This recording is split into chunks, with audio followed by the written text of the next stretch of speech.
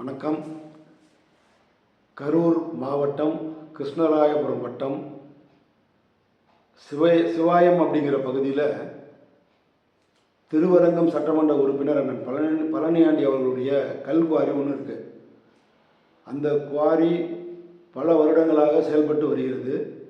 அரசாங்கத்தில் முழுமையான அனுமதி பெற்று, அதாவது லைசன்ஸ் சொல்லுவாங்க பார்த்தீங்களா, அந்த லைசன்ஸ் பெற்று 2029 வரைக்கும் அந்த குவாரியை கல் உடைப்பதற்கு அனுமதி பெற்று தான் அந்த கல் குவாரியை அவர்கள் நடத்தி வருகிறார்கள். அப்படிப்பட்ட ஒரு சூழ்நிலையில் இந்த கல் குவாரியை மிரட்டி பணம் பறிக்கும் அந்த ஒரே நோக்கத்திற்காக சமூக ஆர்வலர் என்ற பெயரில் சில போலியான வழக்கறிஞர்களை கையில் வைத்துக்கொண்டு இதற்கு பாவம் அந்த பத்திரிகையாளர்கள் பலியாகி இருக்கிறார்கள் என்பதுதான் நிதர்சனமான உண்மை. ஏன்னா அவங்க முறையாக பர்மிஷன் வாங்கி லைசன்ஸை கையில் வச்சுக்கிட்டு தான் அவங்க அந்த குவாரியை இயக்கிக்கிட்டு இருக்காங்க. இந்த பணம் பறிக்க வேண்டும் என்று உள்நோக்கத்தில் செயல்படக்கூடிய அந்த சமூக ஆர்வலர்களும் வழக்கறிஞர்களும் பெட்டிஷன் மேலே பெட்டிஷன் போட்டு ஒரு கட்டத்தில் நீதிமன்றத்தில் வழக்கு தொடர்ந்தாங்க. இந்த தரப்பும் அந்த தரப்பும் அந்த நீதிமன்றத்தில் இருக்கக்கூடிய அந்த வழக்கை நியாயமான முறையில் விசாரித்து அந்த நீதிபதி அவர்களுக்கு குற்றச்சாட்டு சொல்லக்கூடிய எந்த முகாந்திரமும் இல்லை என்று இந்த வழக்கை தள்ளுபடி செய்து விட்டார்கள். இது அந்த பணம் பறிக்கும் நோக்கத்தோடு வந்த அந்த சமூக ஆர்வலருக்கும் பத்திரிகை நண்பர்களுக்கும் அந்த வழக்கறிஞர்களுக்கும் பெரிய ஏமாற்றத்தை ஏற்றிருக்கிறது. அதனால் அவங்க என்ன பண்ணிட்டாங்கன்னா, யாருமே இல்லாத நேரம் பார்த்து ஒரு ட்ரோன் கேமரா விட்டு அந்த கல் குவாரியை செக் பண்ணுறாங்க. ட்ரோன் கேமரா எப்படி நீதிமன்றத்தினுடைய அனுமதி இல்லாமல், மைன்ஸ் ஆஃபீஸருடைய அனுமதி இல்லாமல், சம்மந்தப்பட்ட கலெக்டர் அனுமதி இல்லாமல், எந்த விதமான அனுமதி இல்லாமல் எப்படி ட்ரோன் கேமராவை நீங்கள் விட்டீங்கன்னு கேளுங்க, அவங்களால பதில் சொல்ல தெரியாது. சம்பந்தப்பட்ட பத்திரிகையாளர்களை நீங்கள் ஆய்வு பண்ணிங்கன்னா அவங்களுடைய பின்புலம் வேறு விதமான இருக்கும். தமிழகம் முழுவதும் உள்ள குவாரிகளை போய் ஏதாவது பெட்டிஷனை போடுறேன்னு போட்டு மொட்டை பெட்டிஷன் போட்டு மிரட்டி பணம் பறிக்கிற நோக்கமாக தான் அவங்க செயல்பட்டு வந்திருக்காங்க. இதில் இது இருவேறு கருத்துக்கள் கிடையாது. முறையாக அனுமதி வாங்கி கிரசர் நடத்திட்டு இருக்காங்க. அவங்க எல்லாமே சிறப்பாக பண்ணிட்டு இருக்காங்க. உங்களுக்கு ஏதாவது சந்தேகம் இருக்குது அப்படின்னு நினச்சிங்கன்னா நீங்கள் என்ன பண்ணியிருக்கணும், நீதிமன்றத்தை நீங்கள் நாடி இருக்கணும். முறையாக ஆஃபீஸர்கிட்ட தான் அந்த தகவலை நீங்கள் கொடுத்துருக்கணும். உங்கள்ட்ட என்ன ஆதாரத்தை கொடுத்துருக்கணும். நீங்கள் கோர்ட்டுக்கு போயிருக்கீங்க, கோர்ட்லேயும் அந்த கேஸ் நிற்காமல் தள்ளுபடி ஆயிடுச்சு. அப்போ அவங்க 2029 வரைக்கும் கல் உடைப்பதற்கான லைசன்ஸை முறையாக அவங்க வச்சுருக்காங்க. அப்படி இந்த ஸ்ரீரங்கம் சட்டமன்ற உறுப்பினர் அவர்களை வேண்டுமென்றே பழிவாங்கும் என்ற நோக்கத்தில் தேர்தல் வருகின்ற காலத்தில் இவருடைய பெயரை கெடுக்கின்ற விதமாக இதை ஒரு செயல்படுத்தியிருக்காங்கிறது பட்டவர்த்தனமாக எல்லாத்துக்குமே நல்லா தெரியுது. இதுதான் நிதர்சனமான உண்மை. இன்னும் 1-2 மாதங்களில் தேர்தல் வரப்போகிறது. அந்த சூழ்நிலையில் இவர் பெயருக்கு நற்பெயருக்கு களங்கம் விளைவிக்கும் விதமாக இதை அவங்க செயல்பட்டிருக்காங்கிறது தான் என்னுடைய பகிரங்கமான குற்றச்சாட்டு. ஏன்னா இந்த ஸ்ரீரங்கம் சட்டமன்ற உறுப்பினர் தன்னுடைய தொகுதிக்கு உட்பட்ட எந்த ஒரு கான்ட்ராக்டுக்காரன்டையும் சரி, எந்த ஒரு டிரான்ஸ்ஃபரும் சரி, 100 ரூபாய் லஞ்சம் வாங்காமல் ஸ்ட்ரெயிட் ஃபார்வர்டாக யார் கான்ட்ராக்ட் வந்துச்சோ அவங்கள்ட்ட கொடுத்துருங்க, யார் டிரான்ஸ்ஃபர் அவங்கள்ட்ட கொடுத்துருங்க. எந்த விதமான ஒரு அப்பழுக்கற்றுள்ள ஒரு சட்டமன்ற உறுப்பினர் தான் அண்ணன் பழனியாண்டி அவர்கள். அப்பேற்பட்ட பழனியாண்டி அவர்களுக்கு அவருடைய பெயருக்கு களங்கம் விளைவிக்கும் விதமாக ஒரு சில அரசியல் அதிகார மையங்கள் தேர்தல் நேரத்தில் இவரை எப்படியும் முடக்கி விடலாம் அப்படிங்கிறதுக்காக அவங்களுடைய நாடகத்தினுடைய வெளிச்சம் தான் இந்த இது. அவர் லைசன்ஸ் வாங்கி முறையாக தான் இந்த குவாரியை நடத்திட்டு இருக்கிறார். அவர் குடும்பத்தில் உள்ள ஒவ்வொரு உறுப்பினர்களும் முறையாக அதை நடத்திட்டு இருக்காங்க. இந்த சமூக ஆர்வலர்களுங்கிற போர்வையில் வரக்கூடிய இந்த ஃபோர்ஜரி பேர்வழிகள் அவங்களுக்கு ஏதாவது சந்தேகம் இருக்குமானால் நீங்கள் நீதிமன்றத்தை நாடி இருக்கலாமே, நீங்கள் மைன்ஸ் ஆஃபீஸை பார்த்துருக்கலாமே, கலெக்டரை பார்த்துருக்கலாமே, உங்களுக்கு என்ன ஆதாரம் இருக்குது அதை போய் அங்கே ப்ரொடியூஸ் பண்ணியிருக்கலாமே. உங்களுக்கு என்ன ஆதாரம் இருக்குது? சம்மந்தப்பட்ட கரூர் மாவட்டத்தை சேர்ந்த எந்த பத்திரிகையாலும் வராமல் நீங்கள் திருச்சின்னு சொல்கிறாங்க.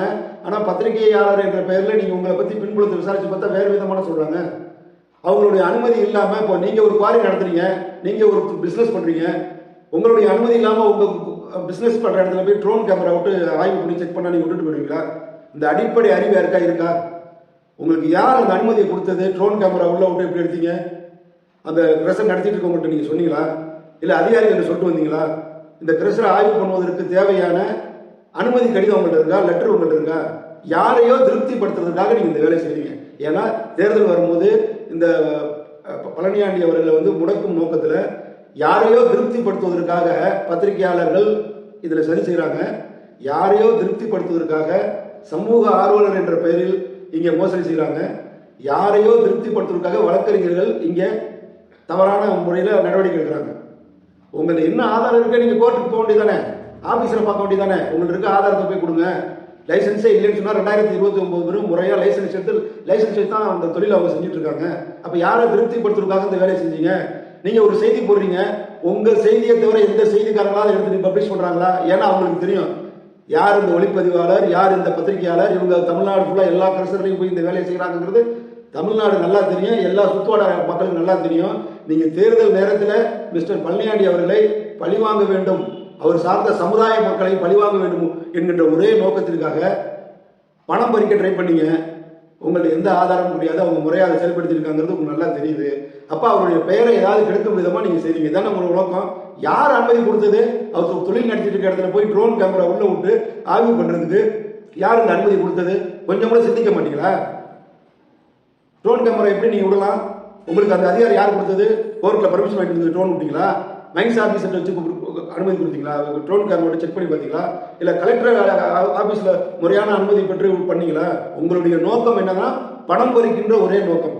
கரூர் பத்திரிகை, உங்களுக்கு பத்திரிகை தர்மம் முக்கியம்னா திருச்சியில் உள்ளவங்க நேராக போய் என்ன பண்ணிருக்கணும், கரூரில் உள்ளவங்கள்ட்ட தகவலை சொல்லியிருக்கணும். அந்த பத்திரிகை நண்பர்கள் இதை கரெக்டாக ஃபாலோ பண்ணியிருப்பாங்க. இதில் உண்மை இருந்துச்சுன்னா அவங்க சந்திச்சுக்க போகிறாங்க. உண்மை இல்லையே, அவங்க முறையாக லைசன்ஸ் வாங்கி தானே இந்த கிரசன் நடத்திட்டு இருக்காங்க. தேர்தல் நேரத்தில் மிஸ்டர் பழனியாண்டி அவர்களை ஒரு கெட்ட பேர் ஆகணுங்கிற ஒரே நோக்கத்தில் நீங்கள் ஒரே ஒரு செய்தி சேனல் மட்டும் தான் இதை போட்டுகிட்டே இருக்கீங்க. உங்களுடைய நோக்கம் என்ன? யார் உங்களிடம் இப்படி ஆப்ரேட் பண்ணுறது? ஆனால் ஒரு விஷயம் மட்டும் உண்மை, இந்த ஸ்ரீரங்கம் சட்டமன்ற உறுப்பினர் தொகுதி மக்கள் அனைத்து தரப்பு மக்களிடம் ஏகோபித்திய அன்பையும் ஆதரவையும் பெற்றவர், 100 ரூபாய் லஞ்சம் பெறாதவர்.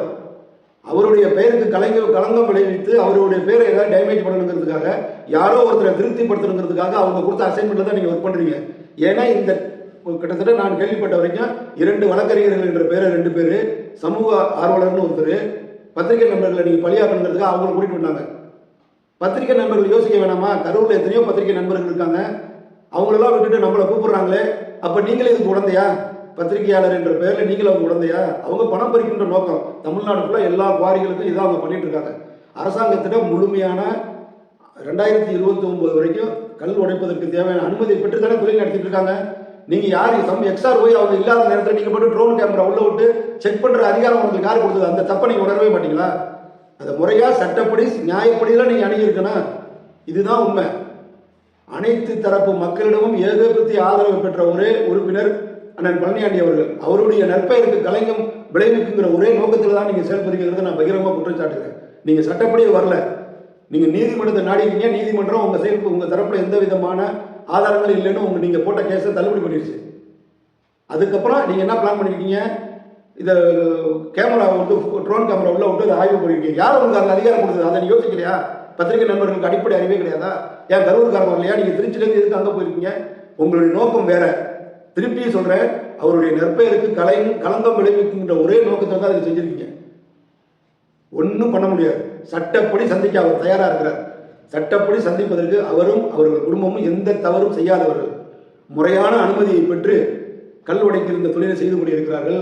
முறையான ஜிஎஸ்டி கட்டுறாங்க, எல்லாம் கம்ப்யூட்டரைஸ்ட் பண்ணி கம்ப்யூட்டர் மூலமா பில்லு கொடுக்குறாங்க. எல்லாமே கம்ப்யூட்டரைஸ் பண்ணி ஒரு இடத்துல கூட தப்பு நடக்காத அளவுக்கு ரொம்ப அக்யூரேட்டா தொழில் நடத்திட்டு இருக்காங்க.